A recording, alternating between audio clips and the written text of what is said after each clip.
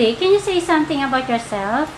Good day, Madam, Sir. I'm Reynat Nabal, 33 years old, single mom. I have one child, which is a girl. She is 5 years old. Tell me about your working experience. My working experience, I stay 2 years to Mr. Danny and LB Hamoy.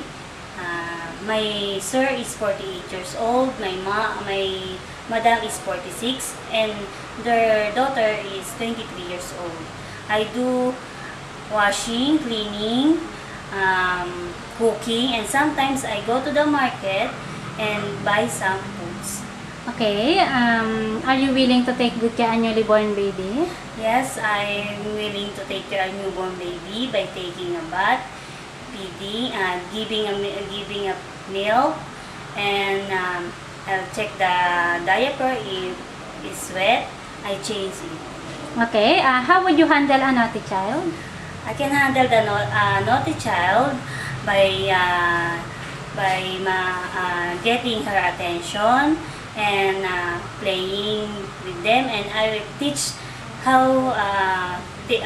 will teach the good manners and the right conduct. Are you willing to take good care of an elderly or a bedridden person? Yes, ma'am, sir. I'm willing to take care of her or his by getting their attention also, and giving food on time and medicine. Okay, do you know how to cook? Yes, I know how to cook Filipino food like adobo, pakbet, and sometimes I cook pasta. And I'm willing to learn to cook how the dishes of them. Okay, can you operate electrical appliances? Yes, I will. I know how to operate electric appliances like vacuum, washing, and others. Your duties in Hong Kong will be doing all the household chores and at the same time taking good care of the whole family. So how will you divide your time doing all the tasks? I will, especially I will manage my time. I'm waking up early, and I can do all the tasks as I can do. And when my employers are waking up, I'm preparing their foods. And if my employers is eating there, I do other household chores. In case you found something like money inside the pocket while washing your employer's clothes, or you found jewelry while cleaning the house, what will you do? I will give immediately to my employer. Is it okay with you if your day off is during weekdays? Yes, ma'am.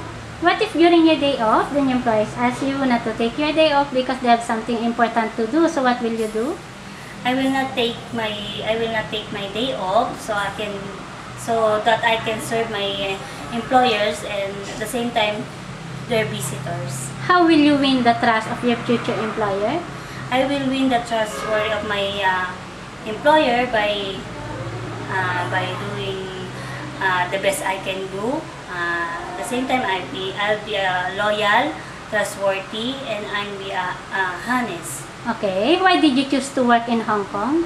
Because I will choose Hong Kong to work because the salary is high.